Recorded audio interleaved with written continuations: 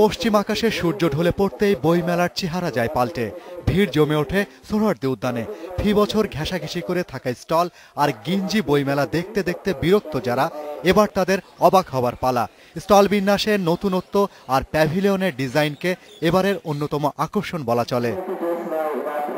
বইমেলায় ঘোরাঘুরি আর বই কেনায় বরাবরের মতোই আগ্রহী নতুন প্রজন্ম। তিতাস একটি নদীর নাম, সমস্ত বাংলাদেশের মধ্যে কথা বলেছি। মানিক বন্দ্যোপাধ্যায়ের পদ্মা নদীর মাঝি পৃথিবীর শ্রেষ্ঠ উপন্যাসের মধ্যে একটি। কিন্তু তোমরা না পড়ো, যেটা আমি খালি লিখি, আমি পড়ি না, তা তো হবে না। বাংলা একাডেমির প্রধান কাজ ছিল ভাষাকে প্রতিষ্ঠা দেয়া। সেই ভাষায় আমরা স্বাধীনতার পর থেকে নিজেদের মতো করে সমস্ত বিশ্বসভায় সেই ভাষায় কথা বলছি। আমরা স্বাধীন জাতি হিসেবে পরিচিত পেয়েছি, স্বাধীন জাতির নিজস্ব ভাষা। এই মেলাটা কিন্তু সেই ভাষাকে নিয়ে।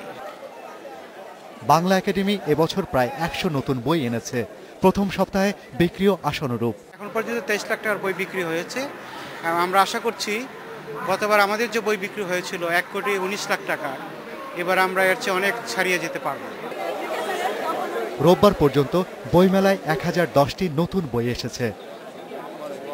Shahriar Anirban, independent news, Dhaka.